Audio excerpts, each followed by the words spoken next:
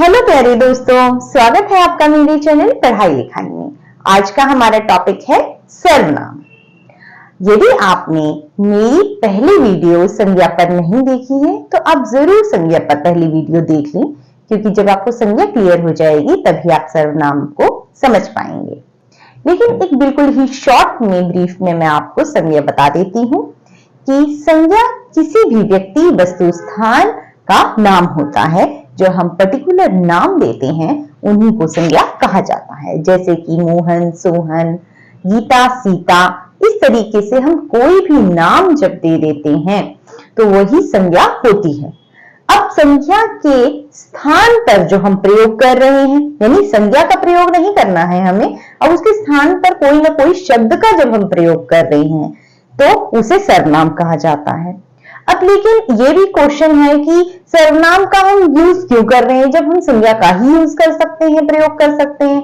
लेकिन आप खुद ही सोचिए, जब हम किसी भी वाक्य में बार बार संज्ञा शब्द लेकर आएंगे तो वह अच्छा नहीं लगेगा, या बार बार उसकी रिपीटेशन सही नहीं होगी या नहीं लगेगी। हमें बार बार एक ही चीज को सुनने में वो ठीक नहीं लगता है, तो हम अब सर्वनाम को लेकर आते हैं।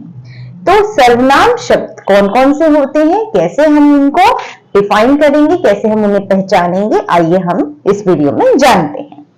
तो देखिए, संज्ञा के स्थान पर प्रयोग होने वाले शब्दों को सर्वनाम कहते हैं। जैसे कि मैं, तुम, हम, आप, यह, वह आदि।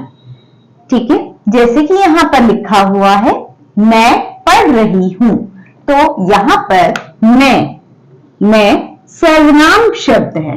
अब यहाँ पर बहुत अच्छे से क्लियर हो रहा है कि मैं पढ़ रही हूं, लेकिन यहाँ मेरा नाम नहीं लिखा हुआ है, मैं लिखा हुआ है। तो मेरे नाम के बिहाफ पर, उसके स्थान पर जो हमने यूज करा है वो है मैं, तो मैं सर्वनाम शब्द हो गया। अब जैसे कि ये लिखा है वह कल विद्यालय जाएगा, तो वह, अब वह कौन है, वो हम नहीं जानते, उसका नाम यहाँ पर्टिकुलर नहीं आया है, तो वह जो शब्द है वो सर्वनाम शब्द है। अब हम दोस्त हैं, अब हम के अंदर कौन कौन है, यहाँ पर दो लोग हैं। मैंने पहले बताया था कि हम के अंदर एक तो जो खुद बोल रहा है वो तो होता ही है, और जो दूसरा होता है उसे भी हम अपने सामने वाला जो होता है, जिससे हम बात कर रहे होते हैं, वो भी होता है। तो यहाँ हम लगाया हुआ है, हम दोस्त हैं, तो हम जो है वो सर्वनाम शब्द है। यहाँ पर संज्ञा शब्दों का इस्तेमाल नहीं हुआ है। यहाँ पर लिखा है तुम कौन हो, तो तुम मतलब कि तुम कौन हो। तो यहाँ पर किसी का पर्टिकुलर नाम नहीं लिया गया है कि तुम मतलब कि कोई और पर्सन है, रवि है या कोई और है, या कोई भी पर्सन है, उसका नाम नहीं लिया गया है, तो उसके जगह पर तुम का यूज किया गया है। तो आपको अब यहां से बिल्कुल क्लियर हो गया होगा कि सर्वनाम मतलब मैं, तुम, आप, वह, यह, ठीक है, हम, ठीक है, ये सभी जो शब्द होते हैं वो सर्वनाम शब्द होते हैं।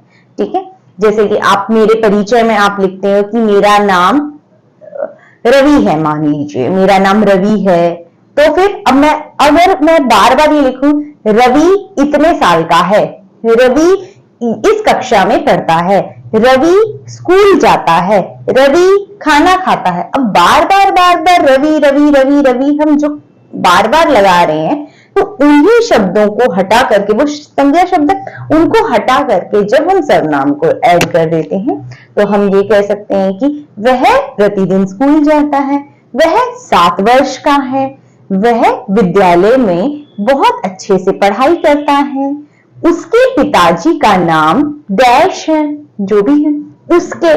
अब ये उसके भी यहाँ पर सर्वनाम शब्द है।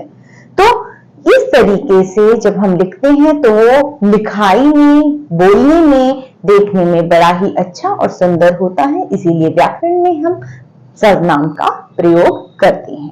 ठीक है, आई होप कि आपको ये वीडियो बिल्कुल अच्छे से समझ में आ गई होगी और अब सर्वनाम में आपको कोई भी डिफिकल्टी नहीं आएगी। तो हम नेक्स्ट वीडियो में नेक्स्ट टॉपिक को लेकर आएंगे और उसके साथ डिस्कस करेंगे। तब तक के लिए बाय बाय।